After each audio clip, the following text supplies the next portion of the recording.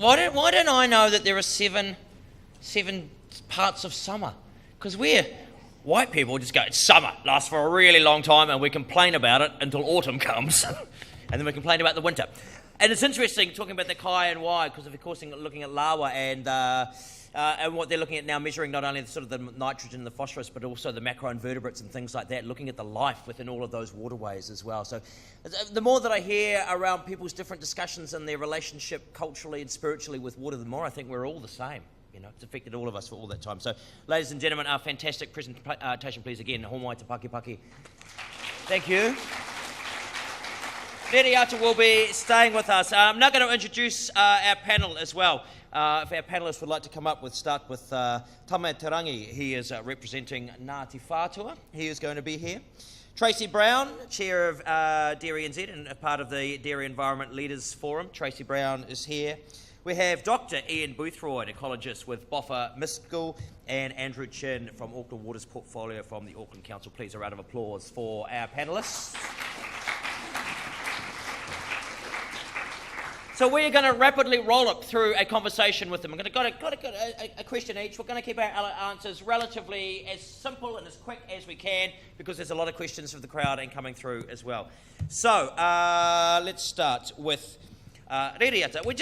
You've introduced us to a lot of those concepts behind the Maori worldview and the Maori view, particularly around water and life. How do you think we can apply that Maori worldview within the bureaucratic systems of New Zealand local government to deliver better water quality? Probably never will, because the bureaucratic systems do not align with the systems of Maori environmental knowledge around maramataka. Because maramataka doesn't have a weekend, it doesn't have a holiday, and so it doesn't align well actually with any of the bureaucratic systems that rely on the Gregorian calendar. Do you think though that looking at the macroinvertebrates, looking at all that light, the kai for the kai, there's a change there as well? I mean that's sort of an alignment, isn't it? A little bit. Well, or is it just an ecological thing? Well, what we do is we watch the migration of things like eels and the fish, the takeke, when they come inland. We're about to watch the migration of the eels very shortly. And all those seem to be running to patterns and to plans. So you can say that the eels would be running at Te Oturu, the Taiwhanake, at Haupārua.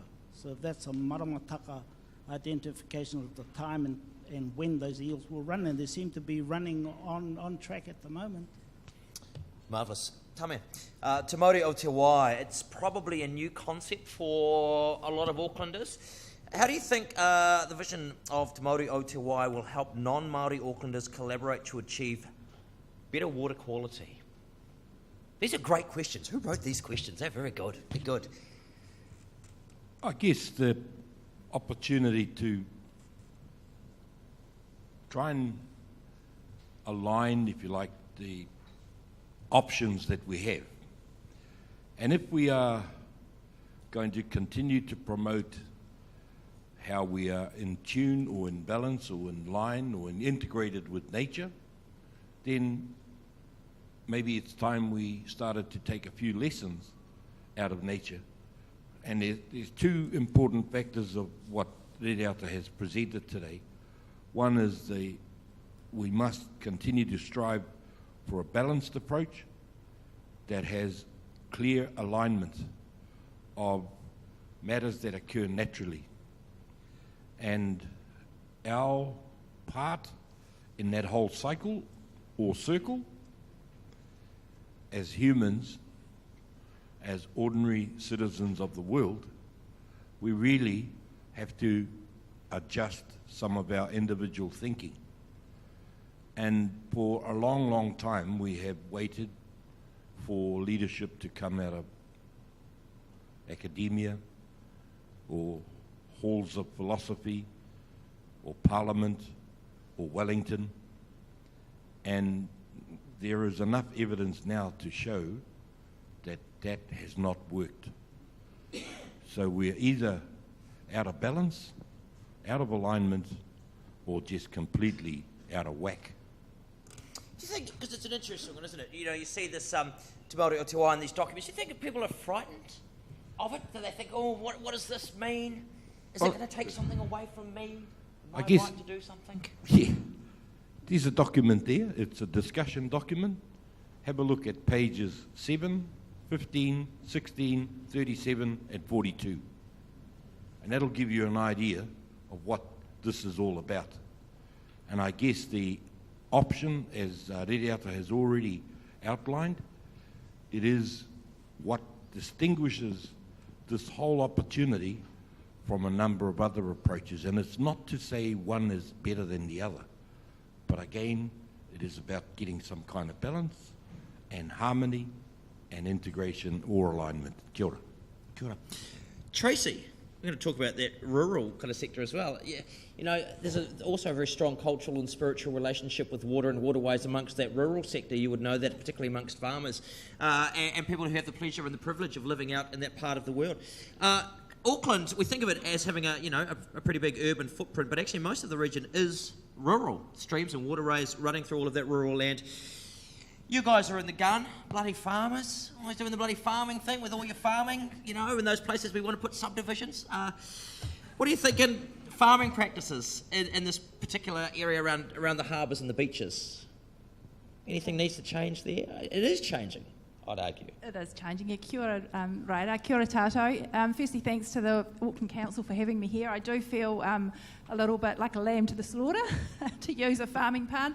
Probably the only farming person in the room, and we do feel it a bit sometimes. We feel this kind of urban-rural divide, especially last year or the year before, pardon me, leading into the election. So the reason I'm here is to try and help with the urban-rural connection and turn that around and try and build a relationship. So first of all, fundamentally, we need to understand that every single land user has an impact on the water. Every single person, you know, every single person in this room, every single person in a community. And we do get into the situation where we like to blame people, and we hear that a lot, that the farmers have stuffed the waterways up, they don't care, all that kind of stuff. Well, let me tell you that we do care. We see ourselves as kaitiaki, guardians of the land. We want to care for the land for future generations, and we've been doing a lot. So in terms of what's happening in Auckland, there's only like 200 and something dairy farms, which is hardly any. For a start, there's 500 and something kilometres of waterways fenced, and there's 1,300 and something culverts and bridges. So there's a lot that dairy farmers have already done. But in terms of what else there is to do, so pardon me, as an industry, we have good farming practices, good management practices that all of agriculture is signed up to, whether you're dairy, sheep and beef or cropping. So that's really exciting, and there's 21 principles in that. We also have farm environment plans, so the industry's working at doing that, and that's all about identifying, mitigating and getting rid of risk, or, you know, reducing your risk. So we're working in that space. We've also got catchment groups happening across the country, and Trish is here from Fonterra, and I've just heard tonight that there's actually, of the 50 catchments across the country, there's going to be 3 in Auckland, so that's really exciting. So there's lots of stuff that farmers are doing and can do. And the technology around it's changing as well, with the likes of some of the tools coming out from Balance and Ravensdale, you know, because they know that they've got a legacy and they want to be around too, so they're helping people, particularly in the application of nutrients and things like that. So do you think there's a lot more going on in that rural sector than people, perhaps urban dwellers, may actually realise? There's so much going on, and even just yesterday I was at a workshop with the ICCC about greenhouse gases and like how we're going to deal with that, you know, for agriculture. So there's so much going on, and I think farmers are actually not that great at telling the good news and telling the good stories. And the stuff that we've been doing on our farm, we've been working in this space for 25 years, but never really told anyone else about it. And, you know, there's a lot of other people doing the same thing. So, Marvellous.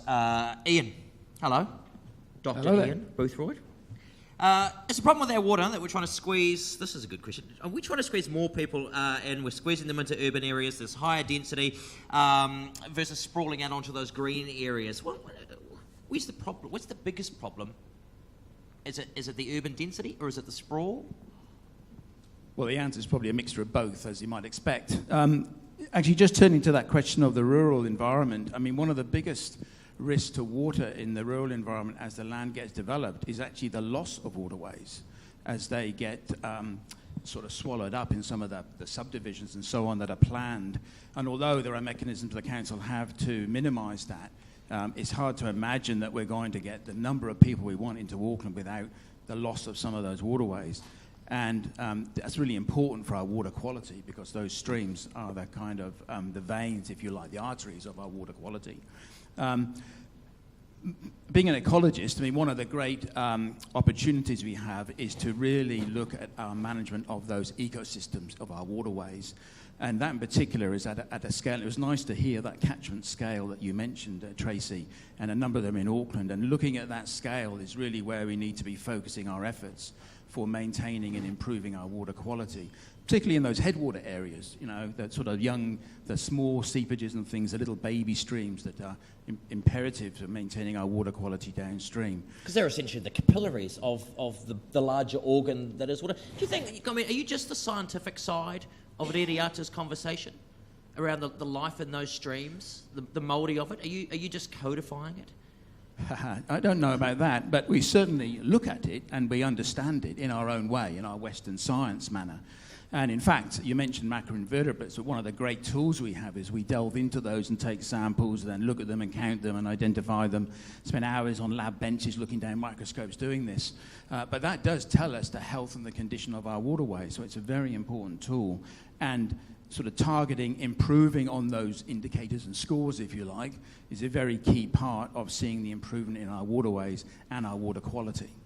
And also there's a move, Andrew, you may be able to discuss this as well, of reconnecting communities with their waterways. You've seen a lot of work, people probably might not quite know what's going on when they see a lot of that infrastructure being put in, with the bringing those waterways back to life again, rather than just putting in those channels and running that water away as fast as you can. A lot of money being spent in time and effort to bring that Māori back into them, Andrew. Oh, absolutely. I think with the water-sensitive design approach that Auckland Council promotes, it's really the old-fashioned style of subdivision where you tried to get the water away as quickly as possible, and your back fences always backed onto the stream, and it became a forgotten wasteland, a place where you threw your garden clippings and your rubbish, and of course all that rubbish ends up in the sea, as we know.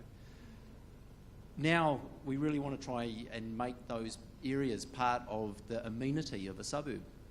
They'll be bounded by parkage roads, become part of the areas that we value most.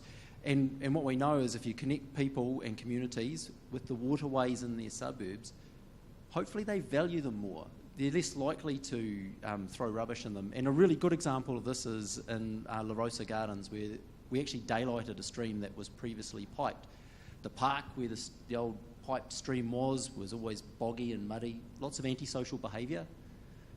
When that area was daylighted and became like a beautiful garden, something that the local school connected to, the incidence of antisocial behaviour dropped. It's sort of creating that place where you can value those natural places within your local suburb. We see that out west. We've got the excellent twin streams, my local water pond, Lebanon Pond and Lake Panorama. Great European names, but essentially stormwater catchment ponds, but they're beautiful, there's life there. You think, and bringing the children back to things like this, is that a part of continuing that sense of the Māori of those places, that reconnection, or even just an explanation to kids and then on to their parents about the special nature of these waterways and these watercourses and a different way of looking at them? And thank you for all that. I forgot to mention that great work you're doing with that daylighting of some of these streams and the really neat engineering work that's going in. But one of the things that we do, if you can reconnect our tamariki, our children, to those waterways, they start to change their behaviour. We took some of our tamariki down to the outflow of the Puhinui stream, and the young kids, and they cried. They just bawled their eyes out. And they said, why aren't we looking after these waterways? And these are 6, 7-year-olds. So yeah, if you can connect them and they see the great work that you guys are doing there in that daylighting, they change, no doubt about it. Tame, because it's not just, this kind of concept within there of Te Māori o Te Wai. Once it's explained to people in English terms, in a way, you think they get it? I think so, and Ririata gave a classic example of, a two-syllable words, wai and kai. If you get one of those wrong, the other sort of fails, and we, the end users of it all, we fail. So I guess the option and opportunity should be couched in terms of people appreciating what occurs naturally. And it's going back again to that idea of being in harmony, being in balance, being integrated, being aligned. Yeah. Tracy, do you use any of those kind of concepts, that terminology in that rural sector with the water leadership forums and various other things at Dairy NZ? What do you talk about? Do you talk about a spiritual relationship with water? Because we know that there is one. Yeah, we do. We've started more recently talking about a Maori view of the world and what it means in terms of the water and the mountains and everything, our ancestors, and trying to get people to sort of understand and connect that way. The other thing we often talk about is we talk about wetlands as kidneys. So a wetland does for your body what does for the land. Sorry, a wetland does for the land what a kidney does for the body. And we didn't know that, 20, 30, 50 years ago, and we called them swamps back in those days, and everyone went and, filled them in. I'm Lower Waikato. I'm a swamp. You're a swamp man. Yeah. Toes are web and I play a banjo. So now we call them this really cool thing called a wetland, and we're, taking farmland out and planting them, and, they're a really important part of the ecosystem, but we didn't know that, we didn't even really know that probably 10 years ago. So. And there is particularly, within that rural sector, a lot rather than, just putting in a pond, a lot of constructed wetlands and a lot of work going around about basically rehabilitating and rebuilding the life of those environments. Yeah, and it takes a significant amount of work and time, and we were part of the Fonterra Open Gates a couple of years ago, and we had the opportunity for the visitors to plant trees, and one lady had come down from Auckland and she planted a tree in a hole that was pre-dug, so we had some students come out and dig the holes, and she said, that is the kind of riparian planting activity I would turn up to. She said to me, gosh, are you going to have another one of these? Because I want to come next time, but I'm going to get myself fit, because that was really hard. And this lady planted one tree in one pre-dug hole in a pretty flat kind of paddock. Well, and there's thousands of trees required. 999,999 left to go. Yeah. Ian, it is. Do you think within that sort of ecological world, and Andrew perhaps as well, you guys are involved in science and facts and construction. You're bringing a lot of this stuff into it as well. Well, we are, yeah. First of all, a lot of outreach in science is about engaging with communities, particularly young people, and bringing them on board to understand our systems and participate in some of those planting regimes. But I think more importantly, it's making that connection with the water, which is really, really important. And just a little word of caution, actually, because in my own community north of Auckland, we did a great planting program along this waterway, and it was really, really successful, and all the community was out. But we can't actually see that waterway anymore, and we can't get to it anymore.